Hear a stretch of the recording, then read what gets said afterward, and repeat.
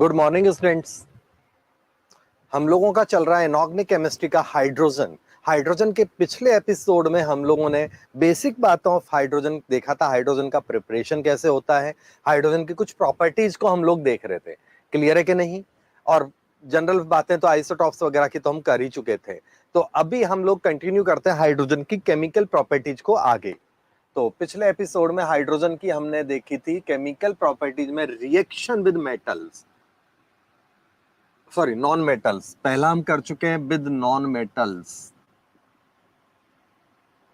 ये हम लोग देख चुके थे। तो ये पिछले एपिसोड में हो गई केमिकल प्रॉपर्टीज।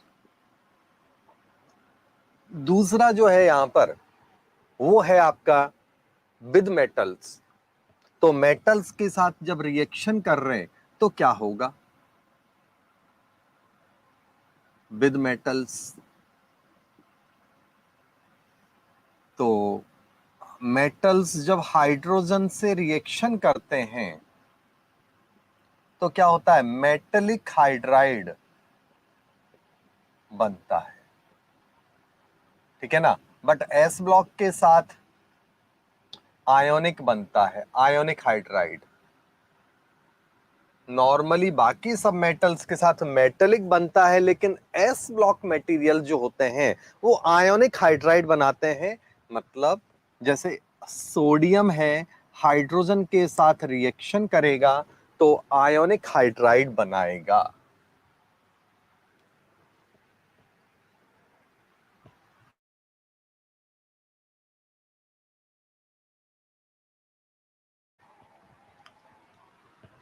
जैसे सोडियम है या हाइड्रोजन की रिएक्शन कर रहे हैं हम लोग, किससे? सोडियम के साथ। तो क्या बनेगा? NaH। कैल्शियम के साथ हो रहा है तो CaH2। इसी तरह से मान लो जिंक वगैरह के साथ हो रहा है तो ZnH2 बनता है। लेकिन ये थोड़ा वेरी करता रहता है, जैसे जिंक है मान लो और हाइड्रोजन मान लो 1.98, ऐसे ये हम लिख देते हैं। तो इसका मतलब डी ब्लॉक मेटल्स जो होते हैं वो नॉन स्टाइकियोमेट्रिक हाइड्राइड बनाते हैं। इसका एक कॉमन नेम है हाइड्रोलिथ। हाइड्रोलिथ है, कैल्शियम हाइड्राइड का कॉमन नेम है हाइड्रोलिथ। अब ये आयोनिक है, कैसे पता चला? यहां पर देखो, तो NaH का मान लो हमने इस बात को समझने के लिए कि NaH आयोनिक है, इसका जब इलेक्ट्रोलिसिस करवाते हैं, कब? हमेशा होता है एक्वस सॉल्यूशन का इलेक्ट्रोलिसिस। तो इलेक्ट्रोलिसिस से क्या बनेगा? Na प्लस बनेगा, हाइड्रोजन माइनस बनेगा, साथ में पानी का H और OH भी बनेगा। क्लियर है कि नहीं? पानी का H और OH भी बनेगा। तो क्या हो गया यहां पर? पॉजिटिव है तो कहां आएगा? कैथोड पर। नेगेटिव है तो कहां आएगा? एनोड पर। पॉजिटिव है तो कहां आएगा? कैथोड पर, और नेगेटिव है तो आएगा एनोड पर। कोई डाउट है तो बोल दो। अब यहां कैथोड पर ये इलेक्ट्रॉन लेके बना लेगा, ज्यादा रिएक्टिव जाएगा सॉल्यूशन में। पिछली क्लास में बताया था मैंने थोड़ा आइडिया। ज्यादा रिएक्टिव जाएगा सॉल्यूशन में, कम रिएक्टिव जाएगा, ये ज्यादा रिएक्टिव गया सॉल्यूशन में, कम रिएक्टिव डिस्चार्ज हो जाएगा। तो कैथोड और एनोड दोनों ही इलेक्ट्रोड पर हाइड्रोजन लिबरेट होती है, और हाइड्रोजन एट एनोड इस बात को प्रूव करता है कि यहां हाइड्रोजन नेगेटिव है। हाइड्रोजन जो एनोड पर निकलने वाली गैस है, ये इस बात को प्रूव करती है कि ये नेगेटिव है। कोई डाउट है तो बोल दो। आज्ञा के नहीं आया बोलो भाई। नेक्स्ट, ये आपका NaH वाला कंसेप्ट हो गया। इसी तरह से हाइड्रोजन की रिएक्शन करवा रहे हैं हम लोग, तो अगली रिएक्शन देख रहे हैं, नीचे इतना जगह नहीं है तो अगली रिएक्शन देख रहे हैं हम लोग विद हाइड्रो, या विद नहीं, इन हाइड्रोजनेशन इसका यूज होता है। जो इंपॉर्टेंट है हाइड्रोजनेशन में। तो इन ऑर्गेनिक केमिस्ट्री ऐसा हेडिंग डाल दिया जैसे एक ही हेडिंग में सब कुछ हो जाएगा। हाइड्रोजन, हाइड्रोकार्बन से जैसे ये है तो इससे एल्कीन, बच्चों वाला है, टाइम पास हो रहा है। उसके बाद फिर हाइड्रोजन से रिएक्शन होगी तो बनेगा एल्कीन, ये बनेगा। इसी तरह से CO के साथ जब रिएक्शन होता है तो CO प्लस H2 का मिक्सचर बनता है गर्म करते हुए, जिसे हम बोलते हैं वाटर गैस। इसको जब गर्म करते हैं निकल वगैरह के साथ तो डिफरेंट डिफरेंट कंपाउंड बनते हैं हाइड्रोजन के साथ, मिथेनॉल, फॉर्मिक एसिड, ऐसे HCHO, फॉर्मेल्डिहाइड, इस तरह के जो कंपाउंड है वो बनते हैं यहां पर। क्लियर? आ गया समझ में? हाइड्रोजन रिडक्शन में भी काम आता है। जैसे मान लो एसिड क्लोराइड है, इसकी रिएक्शन जब PDBaSO4 के साथ करवाते हैं तो क्या होगा? एल्डिहाइड बनेगा। ठीक है? इस रिएक्शन का नाम है रोजनमुंड रिएक्शन। तो आपको भी इतना ज्यादा सीरियस होने की जरूरत नहीं है। ऑर्गेनिक में हाइड्रोजन का करामात आप जब 12th की ऑर्गेनिक और 11th की ऑर्गेनिक पढ़ोगे तब देख लोगे। तो ये जस्ट मैंने एक आइडिया आपको दिया, आइडिया लगा। अब हम लोग NCERT से भी आगे का पार्ट कवर करते हैं। तो आपके सामने NCERT अब शेयर कर रहा हूं मैं, ठीक है ना? तो केमिकल प्रॉपर्टीज ऑफ NCERT से ही आप कंटिन्यू करते हैं जो हमने पिछली क्लास में छोड़ा था, और ये सब चीजें वहां पर भी देख लेते हैं। एक दो रिएक्शन कम ज्यादा होगी, कोई फर्क नहीं पड़ता।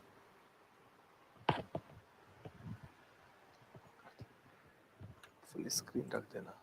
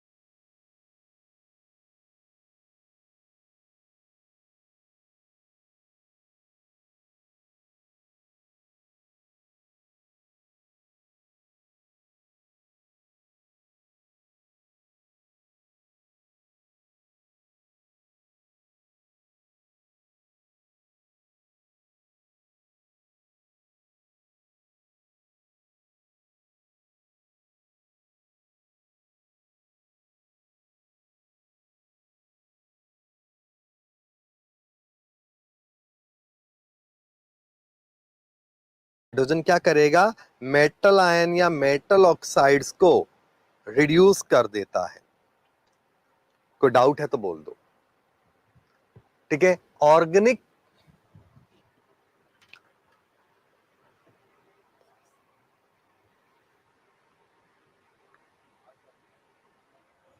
हाँ अब आ रही है आवाज बच्चों? हाइड्रोजन की, रिपीट कर रहा हूं, हाइड्रोजन की मेटल्स के साथ जब रिएक्शन होती है तो मेटल हाइड्राइड बनता है।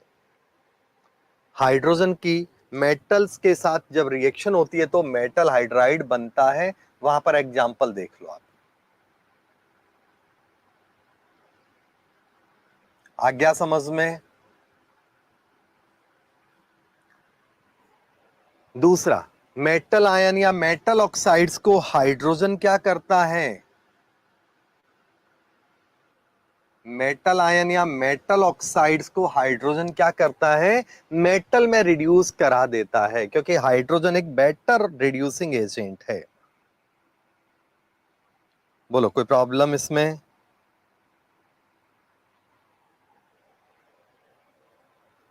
चले हम आगे। ऑर्गेनिक कंपाउंड की रिएक्शंस क्लियर है आपको? अगली साइड में आप, अगली साइड में लीजिएगा प्लीज। तो ऑर्गेनिक कंपाउंड की रिएक्शंस भी आप देख लो फटाफट।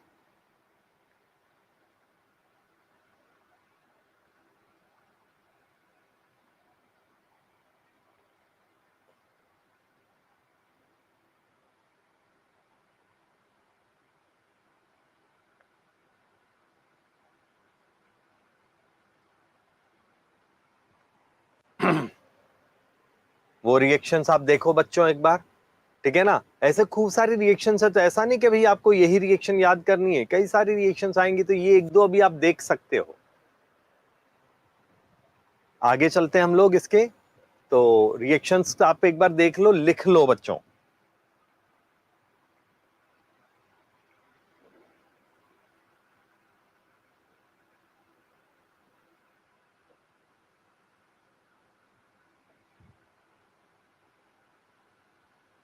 आगे देखो, अगला जो पॉइंट है यहाँ पर, ये क्वेश्चन तो आप देख लेना, क्वेश्चन सारे एनसीईआरटी के अंदर और बाहर के आपको ट्राई करने हैं सेल्फ। जो आपसे नहीं होगा वो मेरे को बोलिएगा, तो मैं आपको यहाँ पर समझा दूंगा।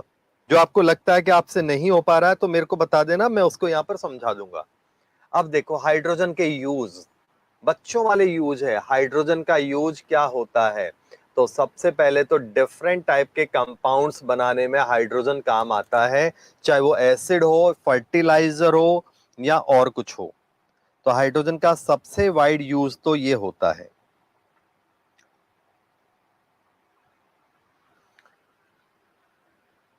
समझ में आ गया?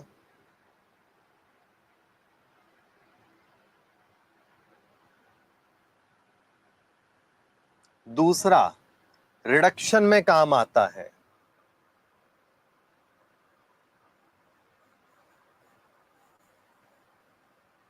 दूसरा है रिडक्शन में, तो हाइड्रोजन रिड्यूसिंग एजेंट होता है। तीसरा, वाटर गैस का जो एग्जांपल आपको अभी मैंने समझाया था, ऑर्गेनिक कंपाउंड बनाने में काम आता है।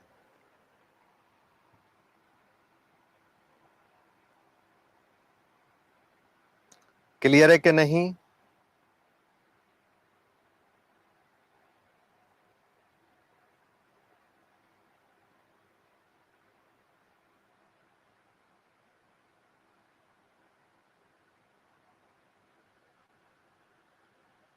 चलो अगला, अगले पेज पे देखते हैं। हाइड्रोजन मेटल हाइड्राइड, मेटलिक हो या नॉन मेटलिक, सारे कंपाउंड से बहुत इजीली रिएक्शन कर लेता है, ये आपको ध्यान रखना है।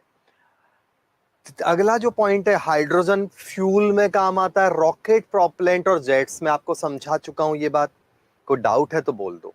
तो अगले पेज पर देखते हैं, फिर आगे बोर्ड पे आएंगे 2 मिनट बाद। फटाफट ये देख लो, रिडक्शन में, मेटलर्जी में, इनमें सब काम आता है।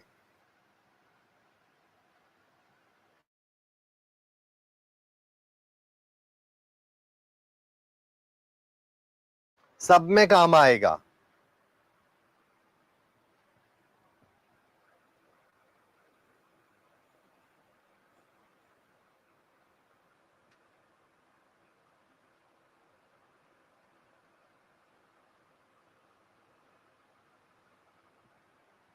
ठीक है, चलो यूज आप पढ़ लो फटाफट फटाफट फटाफट। फ्यूल सेल का मतलब फ्यूल में काम आता है, इसलिए उसका नाम पड़ गया बच्चों फ्यूल सेल।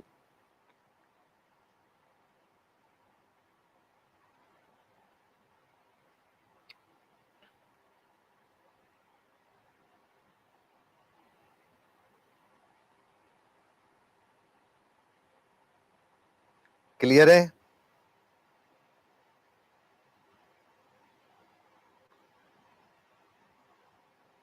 चले हम आगे।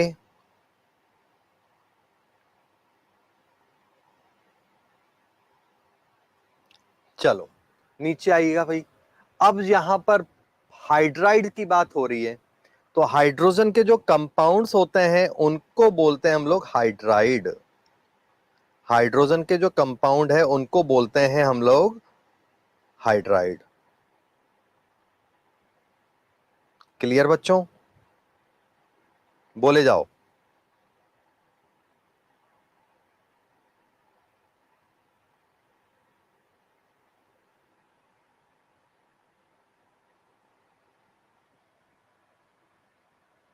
हाइड्राइड 4 टाइप के होते हैं, ब्लॉक वाइज भी याद कर सकते हैं। यहां पहले केवल हेडिंग देख लो, मैं शॉर्ट में समझा देता हूं, फिर बोर्ड पे आता हूं आपको थोड़ी देर बाद। पहले हम एक बार पेज पलटने का काम कर लें। पहला है एस ब्लॉक के साथ जो हाइड्राइड बनते हैं वो होते हैं आयोनिक या सलाइन हाइड्राइड। एस ब्लॉक के साथ जो हाइड्रोजन बनते हैं वो होते हैं आयोनिक या सलाइन हाइड्राइड। ठीक है, कोई डाउट है तो बोलो।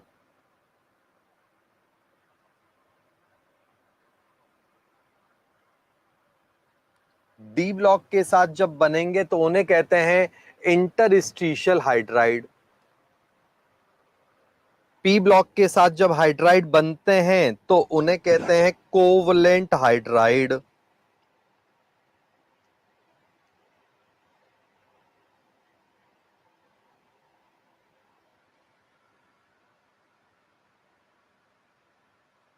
और चलो, तो ये हाइड्राइड को मैं समझा देता हूं आपको स्क्रीन पर। ठीक है, अभी बोर्ड पे आ जाओ भाई। ये तो अभी एक बार देख लेना, फॉर्मेलिटीज खत्म कर लेंगे। यहां पर हम लोग हाइड्राइड को देखते हैं और हाइड्रोजन के फॉर्म को देखते हैं हम लोग बोर्ड पर। तो हाइड्रोजन स्क्रीन देखो आप बोर्ड पर, तो ध्यान देखना, हाइड्रोजन के 2 फॉर्म होते हैं। देखो हाइड्रोजन के टाइप्स या आइसोटॉप्स होते हैं 3, प्रोटियम, ड्यूटेरियम, ट्रिटियम। ये हम देख चुके हैं। क्लियर, उनमें डिफरेंस और सारा पॉइंट पढ़ लिया है। अब हम लोग यहां पर देख रहे हैं जो एनसीईआरटी में नहीं है वो मैं करा रहा हूं। हाइड्रोजन के 2 फॉर्म या 2 टाइप होते हैं, ortho hydrogen and para hydrogen.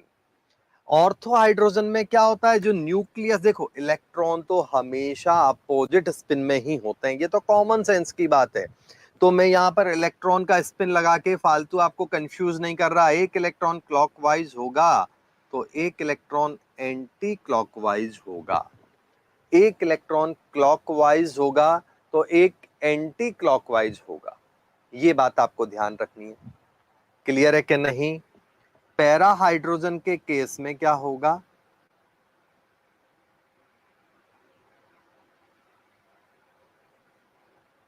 तो पैरा हाइड्रोजन के केस में यहां पर एक का न्यूक्लियर स्पिन की बात हो रही है, तो ऑर्थो में क्या होगा, दोनों के न्यूक्लियर स्पिन एक ही डायरेक्शन में होते हैं, दोनों न्यूक्लियस एक ही डायरेक्शन में होते हैं। इलेक्ट्रॉन, दोबारा बोल रहा हूं, हमेशा अपोजिट डायरेक्शन में चलेंगे, चाहे वो कोई भी टाइप हो।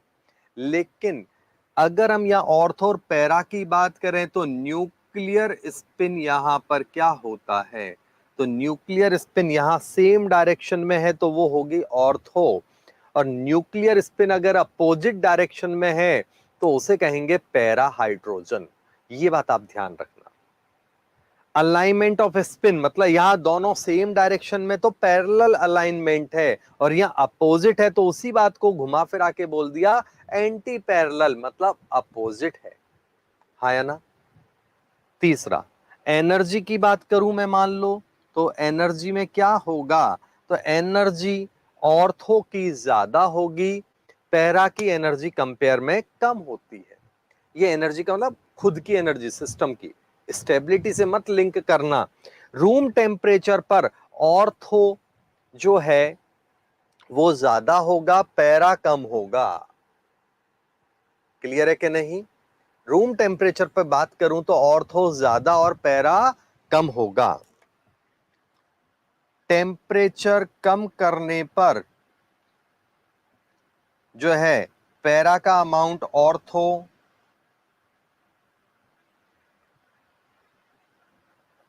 Decreases, para increases. ये बात आप ध्यान रखना। टेम्परेचर कम होने पर ऑर्थो कम होगा, पैरा ज्यादा होगा। एट 0 से 10 केल्विन पर, 0 से 10 केल्विन पर पैरा जो है वो ऑलमोस्ट 100% हो जाएगा। 100% ऑर्थो ऑब्टेन कराना पॉसिबल नहीं है, ध्यान रखना। तो 100% पैरा तो ये मान लो बना सकते हैं 100 या 100 के लगभग, बट 100% ऑर्थो बनाना पॉसिबल नहीं है। जितना टेम्परेचर आप कम करोगे पैरा उतना ज्यादा बनेगा, ये बात आप ध्यान रख लेना भैया। जल्दी से कोई डाउट है तो बोल दो।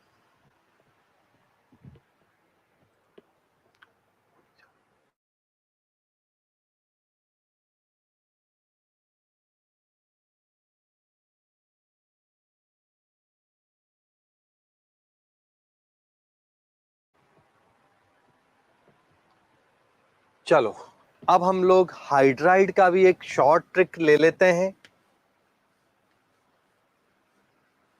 ठीक है ना। हाइड्राइड को एनसीईआरटी में जैसे दे रखा है वो आप जानो, एनसीईआरटी जाने, उसी को मैं यहाँ पॉइंट टू पॉइंट बड़े मजे से आपको याद करा देता हूँ। जैसे आपको केवल फॉर्मली एनसीईआरटी रीड करने का काम रहेगा, ज्यादा मगजमारी आपको नहीं करनी पड़ेगी। देखते हैं हम लोग।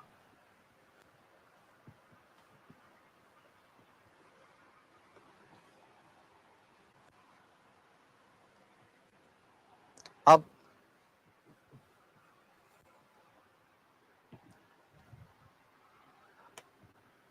हम लोगों का है हाइड्राइड।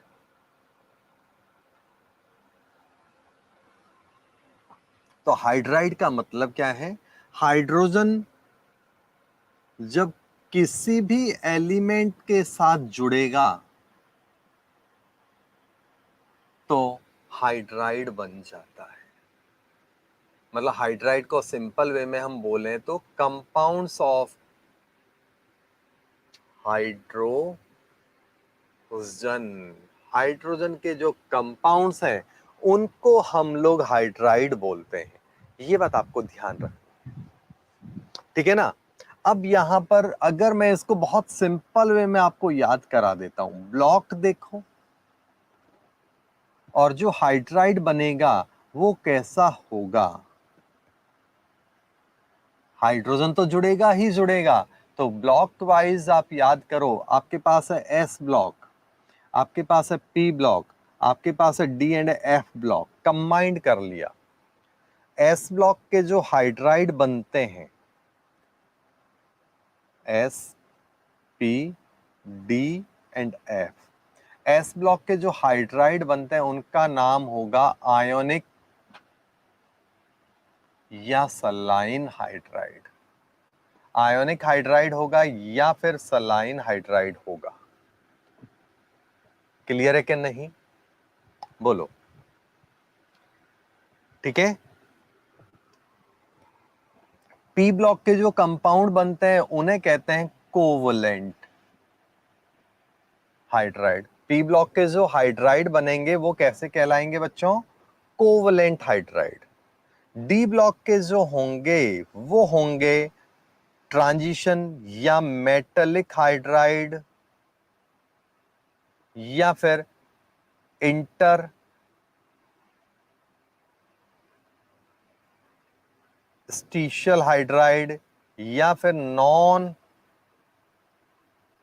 Stoichiometric hydride. ये सब इसी के नाम हैं। Interstitial hydride, non stoichiometric hydride, ionic hydride, ये सब इसी के ही नाम है। कोई डाउट है तो बोल दो। तो ये आपका हो गया एस पी और डी ब्लॉक या एफ ब्लॉक वाला कंसेप्ट। अब हम बात करें यहां पर तो क्या होगा? हाइड्राइड के बाद अगला है आपका प्रॉपर्टीज। एग्जाम्पल भी लेंगे, पहले प्रॉपर्टी ले लो। तो देखो नया फंडा नहीं है, बॉन्डिंग हम पढ़ चुके हैं बच्चों, बॉन्डिंग से इस बात को याद करो। आयोनिक कंपाउंड की प्रॉपर्टी आपको याद होनी चाहिए।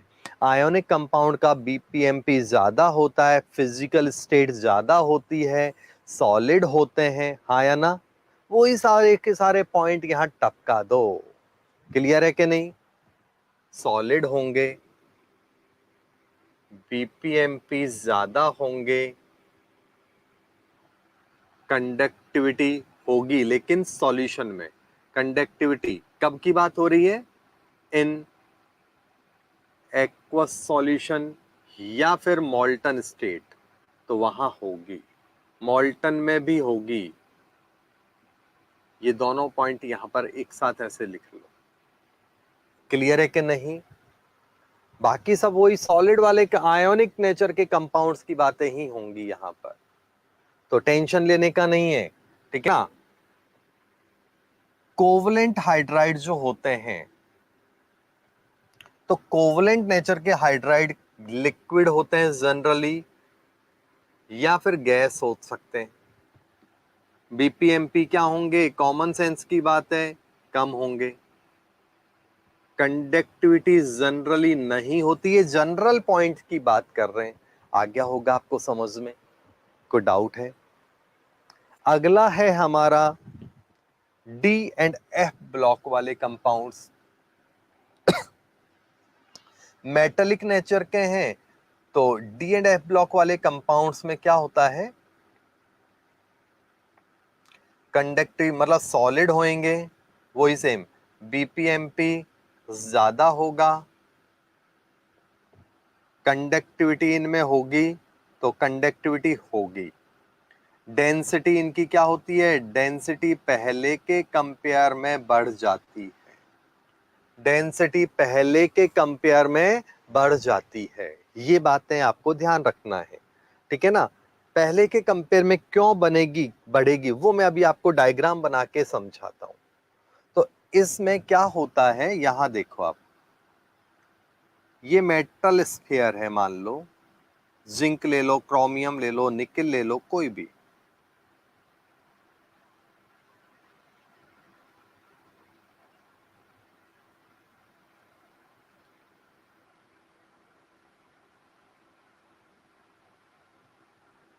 अब ये बीच वाला जो गैप है,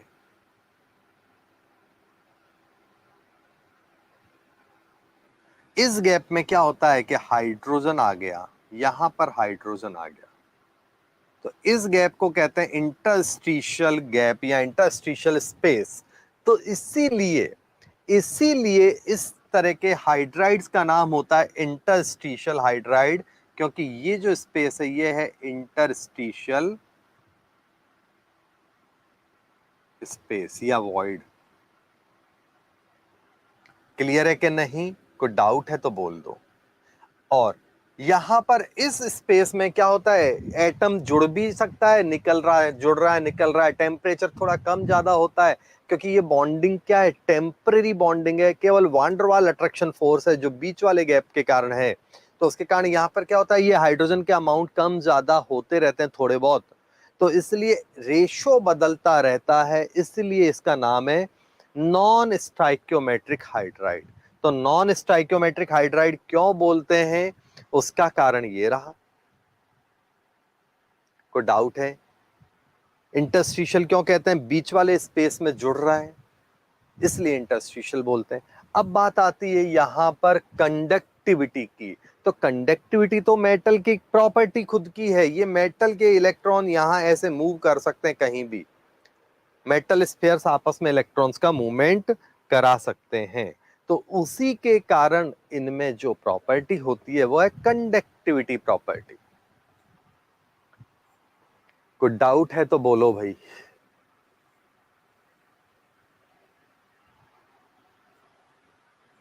चले हम आगे। अब हाइड्रोजन का इसमें कोई रोल नहीं है, तो हाइड्रोजन कम हो ज्यादा हो कंडक्टिविटी पे कोई फर्क नहीं पड़ेगा। हाइड्रोजन तो कहता है साहिब मैं तो एक कोने में पड़ा हुआ हूं, मैं आपको डिस्टर्ब नहीं कर रहा हूं। तो इसकी जो प्रॉपर्टी है ना, वो तो खैर अपनी जगह है ही है, उनमें तो कहीं कोई डिस्टर्बेंस नहीं है। हाइड्रोजन के आने से एक फायदा है, जो बीच की खाली जगह है वो भी भर गई, तो उसकी मजबूती डेंसिटी पहले से ज्यादा हो गई, बीपीएमपी पहले से ज्यादा हो गया, है या नहीं? जैसे आपने अपने मान लो बंगलों के बाहर खाली जगह पड़ी हुई थी, बाहर आपने बंगलों के बाहर किसी को, ऐसे गरीब को उसने कहा साहब मैं आपके यहाँ पर रह लूं साइड में एक छोटी सी झोंपड़ी बना के, ठीक है ना। आपने कहा चलो रह लो, कोई बात नहीं, है नहीं। अब उसको आपने जगह दी तो उसने क्या किया, आपके घर की प्रोटेक्शन कर दी कंपेयर में। आप नहीं हो तो अभी घर की सेफ्टी है, वो ध्यान रखेगा आपके घर का। तो वही वाला हाल है, ये भी वही है। इसने क्या किया, आपकी यहाँ पर आपकी डेंसिटी बढ़ाई, आपके बीपीएमपी बढ़ा दी, आपकी स्ट्रेंथ बढ़ा दी, हाँ या ना। कोई डाउट है? तो इंटरस्टिशियल जब कंपाउंड्स जुड़ते हैं तो ऐसा होता है।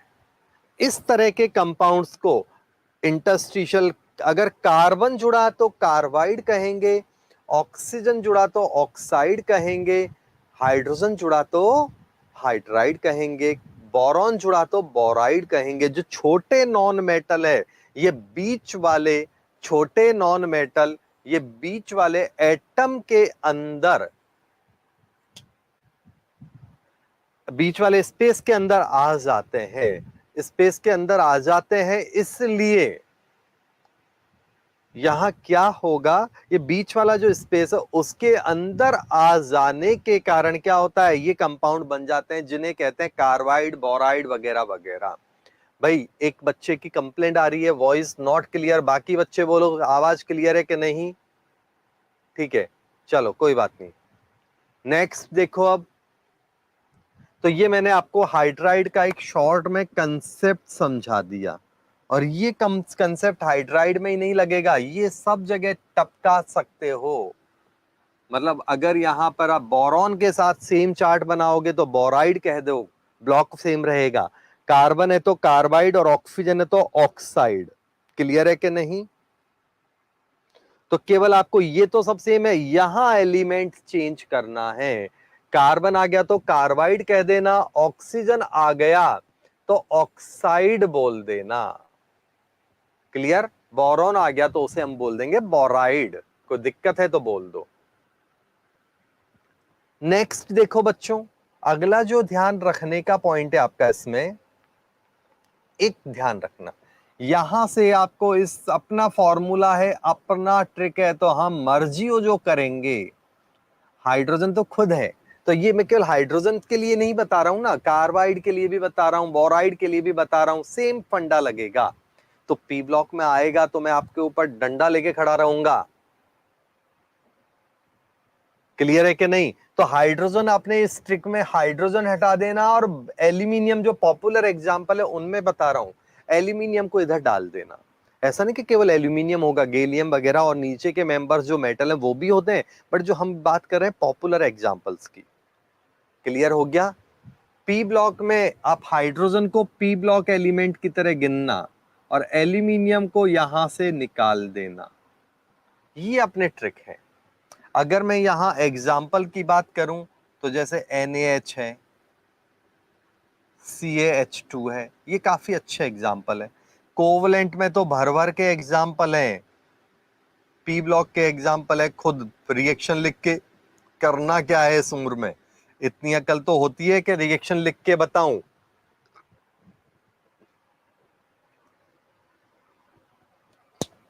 क्लियर है बच्चे? यहां पर आप देखो मेटेलिक में क्या होगा, जैसे मान लो एक एग्जांपल है FeH2। Fe राउंड ऑफ लिख रहा हूं, पॉइंट वाले वैल्यूज अभी नहीं लिख रहा हूं, वो आप जानो, लिख देता हूं चलो। तो ये वेरी कर सकते हैं, 2.98 ऐसे। तो ये मेटेलिक का मतलब डी ब्लॉक वाले एग्जांपल इस कैटेगरी में आप डाल देना। को डाउट है तो बोल दो। चले हम आगे। तो ये मैंने आपको यहां पर कंप्लीट किया हाइड्राइड।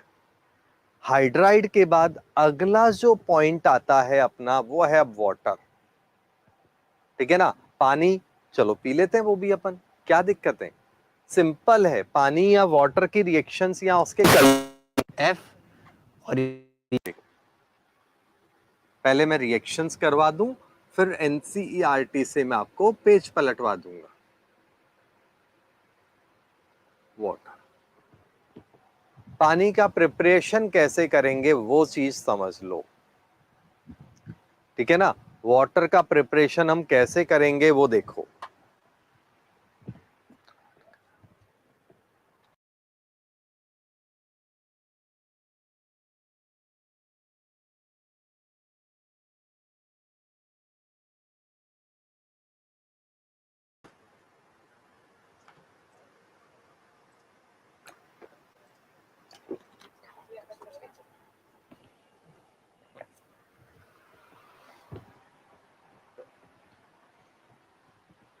आ रहा है, ठीक है। चलो, पानी का प्रिपरेशन कैसे करेंगे वो समझ लो, और एक बार एनसीईआरटी को स्क्रीन पे शेयर कर लेते हैं हम लोग। तो ये भी करते रहेंगे, एनसीईआरटी के सीरियल से ही कर लेंगे, ठीक है ना, क्योंकि स्टार्टिंग में अभी पानी में रिलेटेड चीजें तो फॉर्मल है। तो आप देखो, जब एनसीईआरटी स्क्रीन पर आएगी तो आप वाटर का फॉर्मूला, मास, ये सब चीजें कॉमन है, उनमें हम एनर्जी नहीं लगाएंगे। पानी की दो वैरायटी होती है, H2O एंड D2O। H2O को सिंपल वाटर बोलते हैं, D2O को हैवी वाटर बोलते हैं। और पिछले एपिसोड में मैंने आपको ये बात समझाई थी, मास जितना ज्यादा होगा, मास जितना ज्यादा होगा, उतना ही आपका बीपीएमपी एवरीथिंग बढ़ेगी। तो आगे चलें प्लीज। ये तो हो चुका है हाइड्राइड बच्चों, यहाँ स्क्रीन पे दिख रहा है ना, वो ऑलरेडी हम कर चुके हैं। तो अगले पेज पर हम आते हैं, वाटर वाले हेडिंग से ही हम लोग चालू करते हैं। उससे पहले का आप लोग देख लेना, सब कुछ कवर कर दिया है। नहीं समझ में आए आप दोबारा समझ लो हमने से। तो ये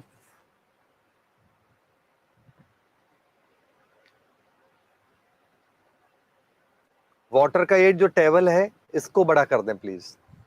पानी, अब बात आती है कि एक सारी गवर्नमेंट चिल्ला चिल्ला के थक जाती है। मेरे को आज तक समझ में नहीं आया क्यों चिल्लाते हैं इतना, ठीक है ना। कारण अगर हम देखें वाटर का, तो पानी कहां कहां पर कितना है, तो आप देख रहे हो जितना भी यहां पर हमारी अर्थ पे या वर्ल्ड में पानी है, तो उस पानी का 97.33%, मतलब लगभग 100 ही बोल लो यार, तो वो क्या है, ओशंस में है, समुद्र में। क्लियर है कि नहीं। उसके बाद जो सलाइन लेक और आई आइल इनलैंड सी है, मतलब जो छोटे छोटे लेक्स होते हैं ना, जैसे अभी अपने यहाँ पर है सलाइन लेक, का मतलब खारे पानी की लेक। जैसे इंडिया में अपने सांभर है, राजस्थान में सांभर लेक, पता है ना।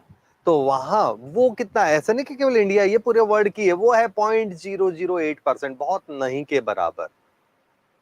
फिर ग्लेशियर्स और पोलर आइस, जो बर्फ है मतलब पहाड़ों पर, तो वो कितनी है, 2.04%, मतलब 2% राउंड ऑफ गिन लो। आया कि नहीं आया समझ में। तो ओशियन से 97.33 और 2% है ग्लेशियर, तो राउंड ऑफ करके बोले तो 97.34 या 35%, तो इन दो ने ही ले लिया।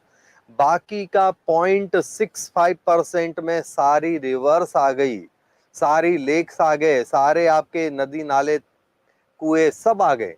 क्लियर है कि नहीं। लेक्स में मतलब ग्राउंड वाटर कितना है, 0.6%, जो अंडरग्राउंड है, बारिश का पानी स्टोर हो जाता है, ठीक है ना। इसमें कुएं का पानी भी आएगा। लेक्स जो है वो है 0.009%। तो आप देख रहे हो, एक चीज समझना, अभी अपन हिस्ट्री पढ़ रहे हैं, मतलब ज्योग्राफी हिस्ट्री, मतलब सोशल साइंस पढ़ रहे हैं, केमिस्ट्री साइड में पढ़ेंगे। आप एक बात, अगर आपसे कहा जाए, मैं आपसे बात करूं कि समुद्र को छोड़ दो, तो मतलब वर्ल्ड में सॉल्टी लेक्स का पानी ज्यादा है या सिंपल मीठा पानी की लेक्स ज्यादा है, आप क्या कहोगे। क्या सर मीठे की बहुत ज्यादा है, सॉल्टी तो हर जगह थोड़ी है, इंडिया में तो एक ही लेक है या नहीं। देख लो आप बाजू में, ऑलमोस्ट दोनों टक्कर दे रहे हैं। एक में 0.008 है सलाइन वाला, और सिंपल मीठा वाला है 0.009। आ गया समझ में, कोई डाउट है। डल लेक कश्मीर की बेटा मीठे पानी की लेक है। डल, वुलर, सारी की सारी लेक जो भी है ना, नक्की लेक है, नैनीताल में नैना लेक है या नहीं। तो ऐसा नहीं है अपने बहुत, और कुछ नहीं तो सापुतारा ही चले जाओ, सूरत के पास में जो है बॉर्डर पे, वहां भी एक छोटी सी लेक है, जिसमें कूद भी जाओ तो डूबेगा नहीं इंसान। क्लियर है क्या नहीं, वो भी सब मीठे पानी की लेक है। क्लियर बेटा। सॉइल मॉइस्चर, वो भी काफी ज्यादा होता है, 0.005। सॉइल के अंदर जो मॉइस्चर होता है ना, नमी, उसको बोलते हैं। फिर एटमॉस्फेरिक वाटर वेपर, जो एनवायरमेंट में मॉइस्चर होती है, वो 0.0001% है, डबल जीरो के बाद वन, ठीक है। आपने देखा होगा कई जो है, जैसे चूहे वगैरह है, डेजर्ट एनिमल्स होते हैं वो क्या करते हैं, आसमान की तरफ मुंह उठा कर कुछ ऐसे सूंघते रहते हैं। वो क्या करते हैं, मॉइस्चर को एब्जॉर्ब कराते हैं और उसी से अपनी जिंदगी निकाल लेते हैं। हाँ या ना। जो ये कोस्टल एरिया होते हैं, समुद्र के किनारे वाले एरिया, वहां चिप चिप ज्यादा होती है कंपेयर में डेजर्ट या नॉर्मल एरिया जो समुद्र से दूर होते हैं उनके। क्योंकि समुद्र के किनारे वाले जो एरिया हैं उनमें मॉइस्चर ज्यादा होती है एयर में, कारण वहां पर समुद्र की वेपर्स जो होती हैं वो मॉइस्चर में मिक्स हो जाती है। समुद्र के पानी की जो वेपर्स बनती है ना वो। आ गया समझ में। अब बात करते हैं हम सबसे लास्ट में रिवर्स की। कितना भयंकर पानी है, ठीक है ना। 0.0001% पूरे वर्ल्ड की रिवर्स मिला के इतना पानी है। फिर आप कहते हो अमेजोन में इतना पानी है कि अमेजोन के ऊपर या ब्रह्मपुत्रा के ऊपर ब्रिज नहीं बन पाता। इतना पानी कि उसको कैलकुलेट करना पॉसिबल नहीं है ना। गंगा में पानी, अमेजोन में, ब्रह्मपुत्रा में और बहुत बड़ी बड़ी रिवर्स है उन सब में। अरे सारी रिवर्स का मिला के और इतना सा पानी है। अब देखो जरा सी भी फ्लड आ जाती है, बाढ़ आ जाती है, तो आप अपने आजू बाजू में जो भी रिवर है उसको ही देखने लगते हो, बाप रे कितना पानी है। अरे यार वो तो कुछ नहीं है, लाखवां हिस्सा पानी होगा एक रिवर का, मतलब तो लाख करोड़ों में इतना सा पानी है। समुद्र के पानी के कंपेयर में कोई कुछ नहीं है। अब मेरे को एक बात समझ में नहीं आई यार, यहाँ पर एक बात आप समझो, मेरे को आज तक समझ में नहीं आया यहाँ पर आपका कि गवर्नमेंट इतना इश्यूज बनाते हैं, save water save water save water. अरे पानी अपने आप ही बचा हुआ है। पहली बात, हम लगभग लगभग जो मगजमारी कर रहे हैं वो कितने पानी के लिए कर रहे हैं, 0.7% वाटर भी नहीं है, 0.65% हमारे यूजेबल वाटर है। क्योंकि ग्लेशियर्स का पानी हम डायरेक्ट यूज नहीं लेते, सलाइन वाटर को हम डायरेक्ट यूज नहीं लेते। क्लियर है। तो 0.65% पानी ही हम रिवर्स का, ग्राउंड वाटर, इसी को ही हम लोग यूज लेते हैं। और उसी को सेव करने के लिए मिलियंस ऑफ जो रुपए हैं, मिलियन बिलियन, बल्कि मिलियन छोड़ो, बिलियन तो एड में खर्च कर देती है गवर्नमेंट, अरबों रुपए तो। सेव वाटर जहां जाओगे आपको टीवी में भी आएगा तो दीवार पे भी लिखा होता है पानी बचाओ जल ही जीवन है या नहीं, बोलो।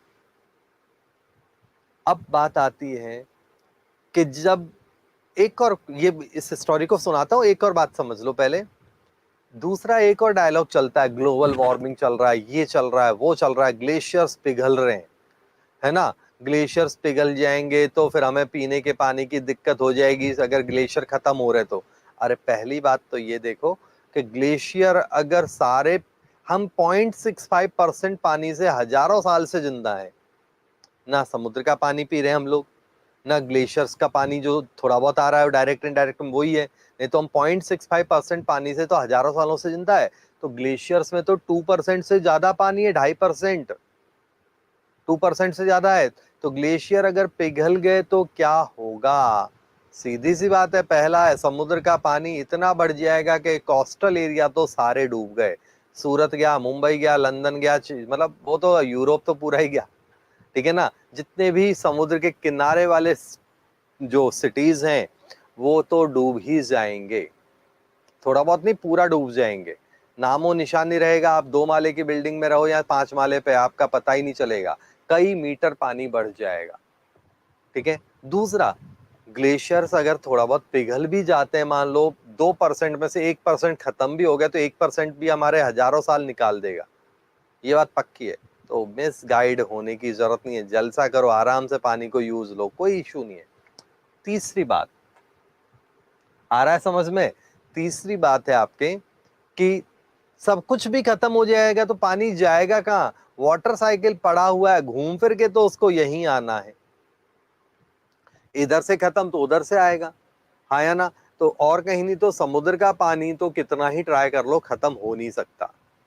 जब तक पूरा अपने सूरज चाचा ही जमीन पे ना आ जाए, सबको इवोपरेट ना कर दें, तो वो आएंगे तो पानी से पहले तो हम ही गायब हो चुके होंगे, तो फिर टेंशन किस बात की लेनी। समुद्र का पानी जो है वो तो है ही है, अब उसको काम में ले लो, और ले ही रहे हम लोग। रिवर्स ऑस्मोसिस, घर घर में आरओ है आज, घर घर में आरओ लगा हुआ है। आरओ में क्या होता है, सलाइन वाटर, खारा पानी जो हम नॉन यूजेबल है उसको यूजेबल वाटर में बदलते हैं, खारे पानी को पीने वाले पानी में बदला जाता है। ये है हमारा आरओ। तो टेंशन नहीं, मैं आपको सलाह दे रहा हूं, ये सब मिसगाइड करने की बातें, मार्केट अपना खुद की पॉकेट भरने के मेन फंडा है। अगर पानी बचाने का गवर्नमेंट को इतना ही पड़ा हुआ है तो सीधी सी बात है, सबसे पहले अपने घर के वॉशरूम्स चेंज करो। जहां एक लोटे पानी से हमारा काम हो जाता, हम पूरा फ्लश खोल के बैठ जाते हैं, इतना टैंक भर के पानी वेस्ट कर देते हैं, पहला। दूसरा, हाथ धोने वाले पहले के टाइम में लोटे से हाथ धोते थे, मतलब बाल्टी में से लोटा लिया और हाथ धोते थे तो आधा लोटे में हाथ धुल जाता था। अभी हम अपना सिंक ओपन करके करते हैं, मालूम चला हाथ धोने में ही हमने 5 से 10 लीटर पानी तो खत्म कर दिया। तो कहाँ, एक तरफ तो हम अपना ऐसा कल्चर एडॉप्ट कर रहे हैं, चाहे हम करें या सरकार करवा रही है या मार्केटिंग में मतलब कंपनीज करवा रही है, कि जैसे पानी वेस्ट हो रहा है, और एक तरफ हम इस तरह से जा रहे हैं। तो आज तक मेरे को तो समझ में आया नहीं। तो बुद्धिमानी ये है कि खुद अपने हिसाब से सोचो। इसलिए मैंने तो भैया कुछ नहीं, अपना पानी तो बचाता ही हूँ इधर, तो ऐसा नहीं कि पानी वेस्ट कर रहा हूँ, इधर तो पानी मैं बचाता ही हूँ।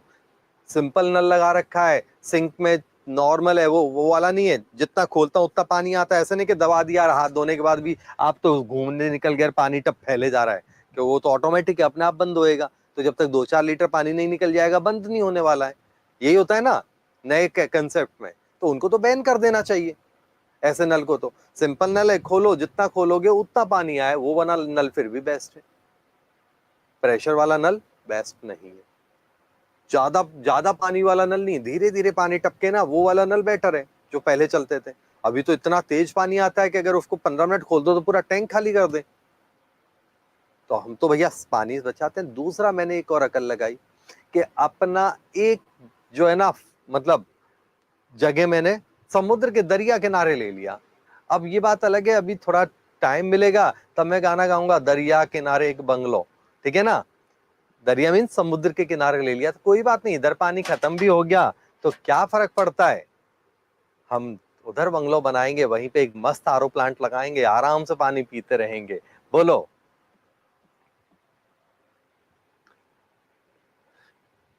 सर वैसे टेंशन नहीं है, बट अब तो वाटर टैक्स लगता है ना। इजराइल पूरी तरह से रिवर्स ऑस्मोसिस पे चलता है। ये बच्चा इजराइल गया हुआ है, बहुत से कंट्री चलते हैं आरओ पे। सऊदी अरब तो चलता ही है ना पूरा ही, वहां तो पानी है ही कहाँ है। वह पेट्रोल सस्ता है, पानी महंगा है। तो मैं तो सोच रहा हूँ यहाँ से पेट्रोल के मतलब यहाँ से पानी भर के ले जाऊं, अरब के शौकों से गले भी मिल के आऊं, बुरका भी ले आऊं उनके साथ जाके, और साथ में पेट्रोल खरीद लाऊं। आ गया समझ में। खैर चलो, ये मस्ती की बात थी, पानी तो हमें बचाना ही है, बट तरीके से। केवल माहौल बनाने से, ऐड करने से पानी नहीं बचता। ये आया समझ में। अब वापस से हम लोग बुक को देखते हैं बच्चों, ठीक है।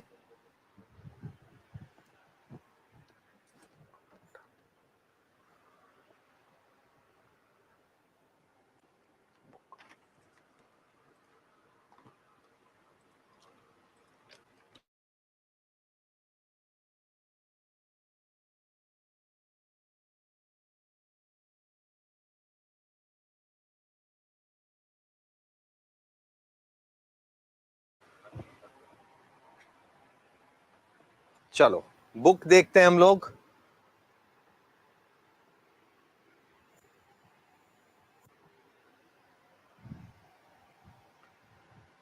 Physical properties of water. Water की फिजिकल प्रॉपर्टीज बताने की जरूरत नहीं है, हर चीज लेस है, टेस्टलेस, कलरलेस, ऑडियोरलेस। क्लियर है कि नहीं, कोई डाउट है पानी का। ये सब बताने की जरूरत नहीं, जिंदगी निकल गई आपकी पानी पी पी के। क्लियर। पानी में हाइड्रोजन बॉन्डिंग होता है, तो हाइड्रोजन बॉन्डिंग के कारण क्या होता है, इसका बीपीएमपी कंपैरेटिवली ज्यादा हो जाता है। पानी में ये सॉल्युबल होता है ना, और ये सॉल्युबिलिटी भी शो करता है। पानी खुद है तो पानी में सॉल्युबल तो बोलना बेकार है। कंडक्टिविटी इसमें होती है, बोलो। तो आंसर है यस। प्योर वाटर, ध्यान रखना सबने अच्छी तरह से पढ़ा होता है छोटी क्लास से ही। प्योर वाटर जो होता है ये कंडक्टर नहीं होता, उसमें आयंस नहीं बनते। इसलिए जब भी कभी पानी कहीं पर भी है तो या तो उसमें एक आध ड्रॉप एसिड या बेस की डाल देते हैं जिससे आयंस इजीली बने। तो प्योर वाटर कंडक्टिविटी शो नहीं करता, बाकी के और कर सकते हैं। निखिल कह रहा है कि सर पानी के बारे में बहुत सोचते हैं। है, बिल्कुल सोचना पड़ता है यार, हर चीज के बारे में सोच के चलना पड़ता है, ठीक है ना। चलो बेटा, तो यहाँ पर बाकी सब पॉइंट है, फॉर्मल है, तो डेल्टा एच फ्यूजन वगैरह टेबल देखते हैं तो उस टेबल से इस बात को क्लियर करते हैं।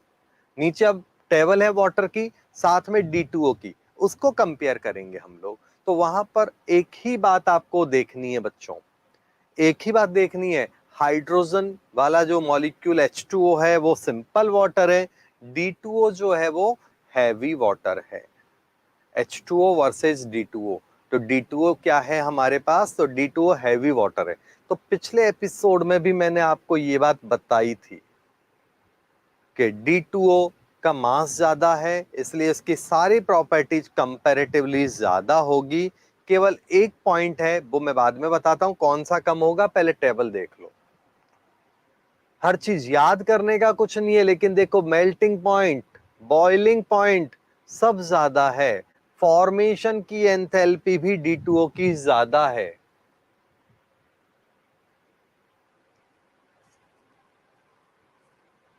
एंथैल्पी ऑफ वेपराइजेशन देख लो, ठीक है ना। मास डेंसिटी आप देख लो, दोनों टाइप की, जो मैक्सिमम डेंसिटी पर केल्विन और सिंपल डेंसिटी दोनों ज्यादा है।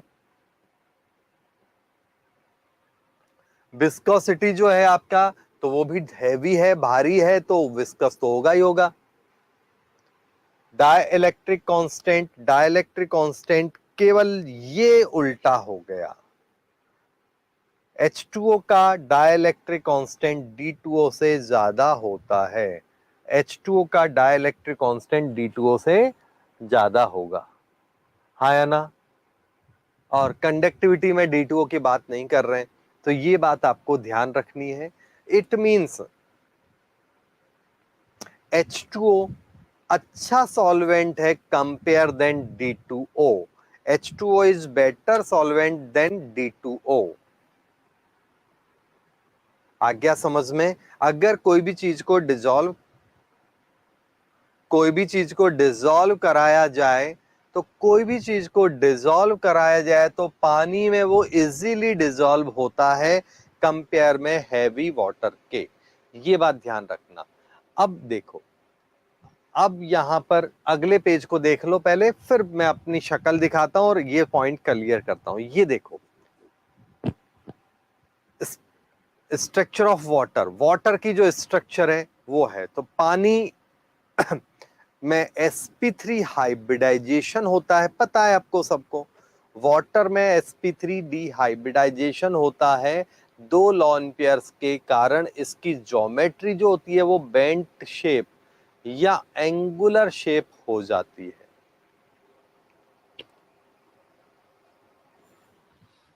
क्लियर। चले हम आगे।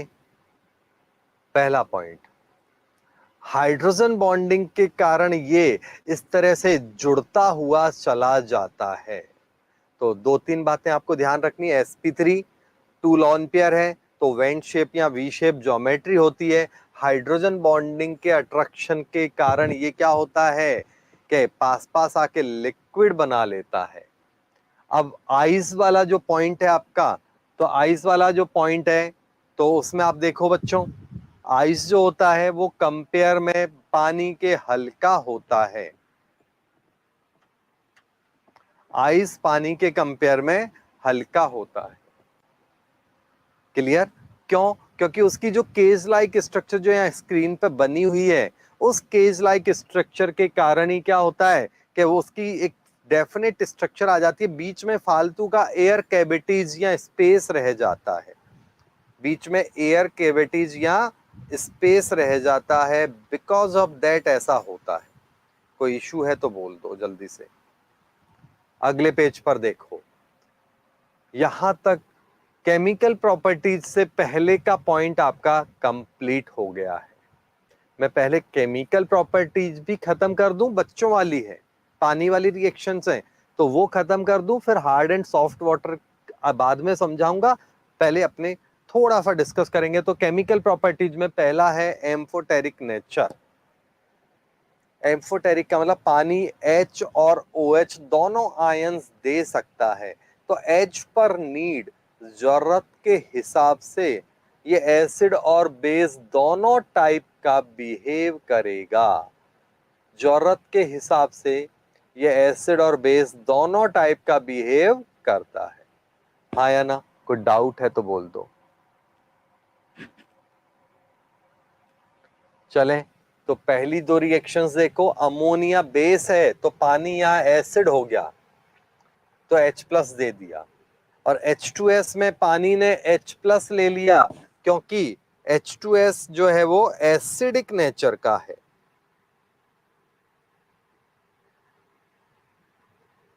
कोई डाउट है तो बोल दो भाई।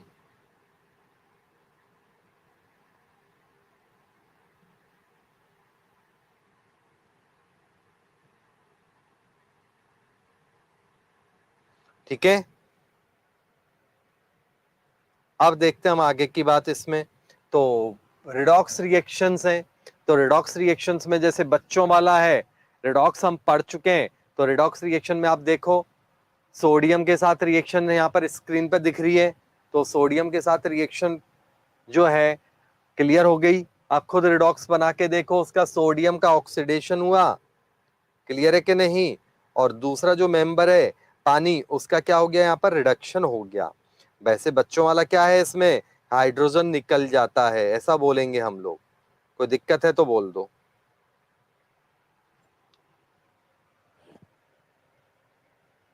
चले हम आगे।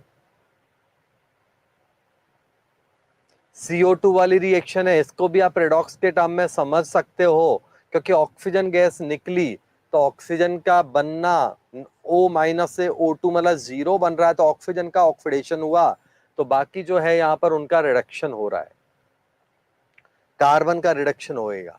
हाइड्रोलिसिस, ये बात भी हम पढ़ चुके हैं। मेटल ऑक्साइड पानी से रिएक्शन करके, मेटल ऑक्साइड पानी से रिएक्शन करके और एसिडिक नेचर के कंपाउंड बनाता है, मतलब एसिड बनाता है। तो सॉरी, नॉन मेटल ऑक्साइड, और मेटल ऑक्साइड बेसिक कंपाउंड बनाता है। तो ये हाइड्रोलिसिस भी पीरियोडिक टेबल में मैंने बता दिया है। कोई डाउट है तो बोल दो। अब बाजू की जो रिएक्शन है वो देख लो, हाइड्रेट फॉर्मेशन। हाइड्रेट फॉर्मेशन ये अब आपको थोड़ा कम समझ में आएगा, बिकॉज ये डिटेल पढ़ने को आता है 12th में। हाइड्रेट फॉर्मेशन, हाइड्रेट का मतलब पानी के मॉलिक्यूल यहां पर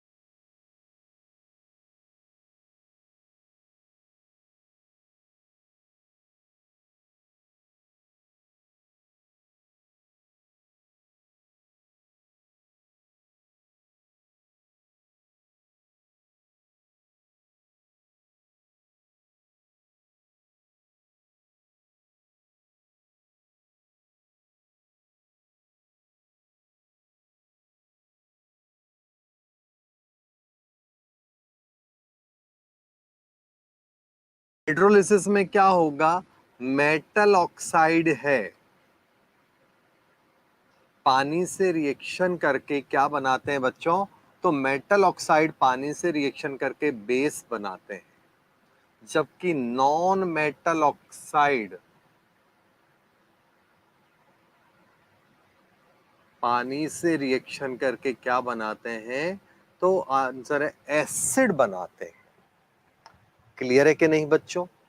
जैसे आप देखो Na2O मेटल ऑक्साइड है, पानी डाल दोगे तो क्या बनेगा, तो आंसर है पानी डालने पर बनता है NaOH, साथ में H2।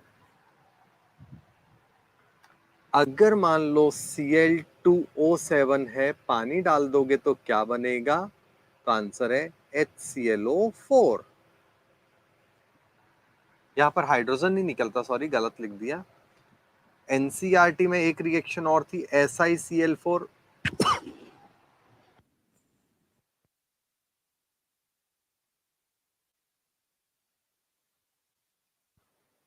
तो इसका हाइड्रोलिसिस कराएंगे, तो आप देख लेना वहां पर। तो इसका जब हाइड्रोलिसिस कराते हैं तो SiH2O का होल 6+4 बन जाता है। ऐसा क्यों बनता है, क्योंकि यहाँ वेकेंट ऑर्बिटल्स होते हैं, और वेकेंट ऑर्बिटल्स वाले कंपाउंड में ये बन जाता है। कई बार ऐसा लिख देते हैं इसको वो छोटे लेवल पर SiOH का होल 4, और इसी को ही SiO4 नेगेटिव 4 में लिख देते हैं।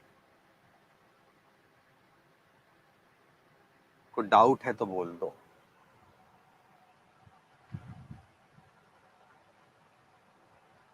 चले हम आगे, खत्म। अगला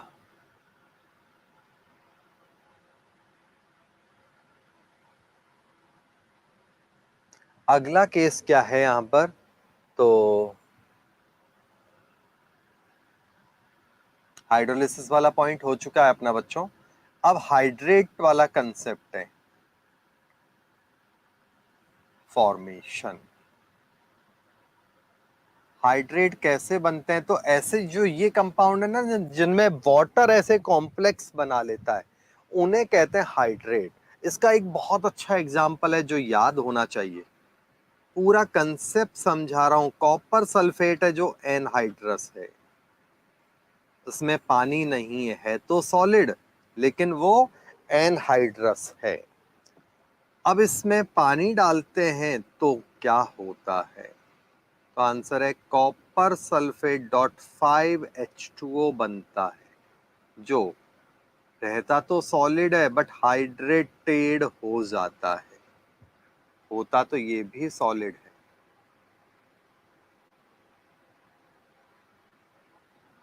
क्लियर हो गया? कोई डाउट है तो बोल दो।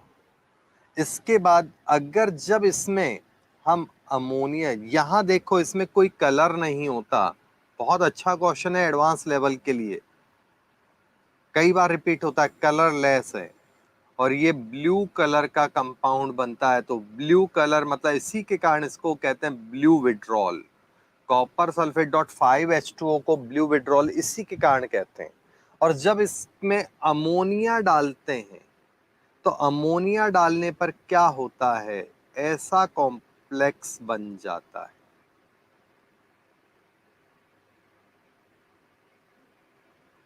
और ये डीप ब्लू कलर आ जाता है इसका, डीप ब्लू कलर इसका आ जाता है। कोई डाउट है तो बोल दो। चले हम आगे, ठीक है। नेक्स्ट,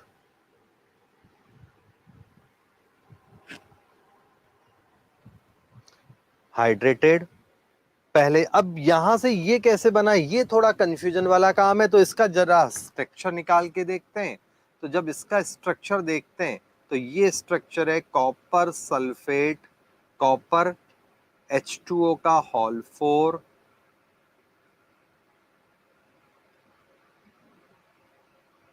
डॉट H2O, मतलब 4 वाटर मॉलिक्यूल यहां लिगेंड फॉर्म में है। ध्यान से देखना, यहां पर क्या हो रहा है, कॉपर सल्फेट में ये कॉपर +2 है, इसमें पानी के 4 जो वाटर मॉलिक्यूल है वो अपना ऐसे लॉन पेयर दे देते हैं। लिगेंड क्या होता है, वो स्ट्रक्चर्स होती हैं जो अपना लॉन पेयर दे दे ऐसे।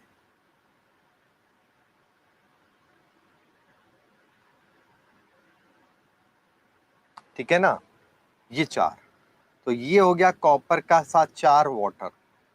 ठीक है, अब ये पॉजिटिव चार्ज यहां से हटा के मैं पूरे पे लिख देता हूं, वो एक ही बात होती है, ऐसा नहीं कि अलग है वो अलग है। सल्फेट आयन जो होते हैं वो यहां पर इसके साथ जुड़ते हैं, तो सल्फेट की स्ट्रक्चर में क्या होगा मैं वो भी समझा देता हूं आपको।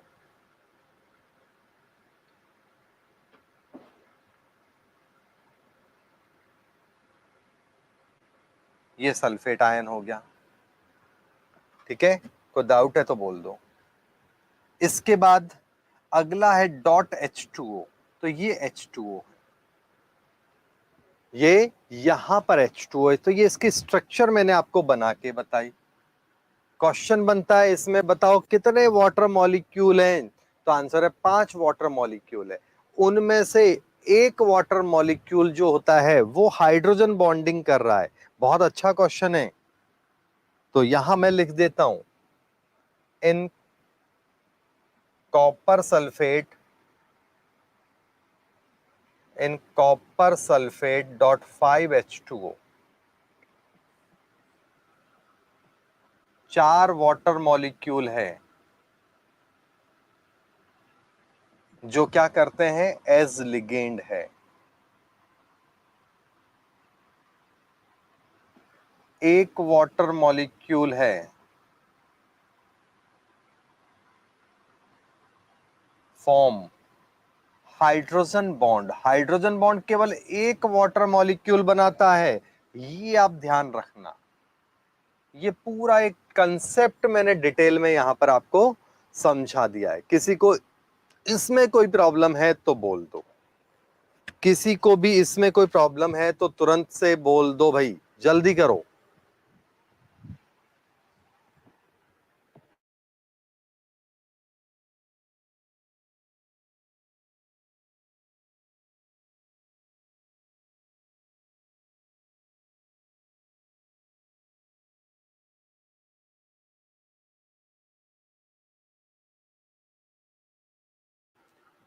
कमेंट दो जल्दी भाई।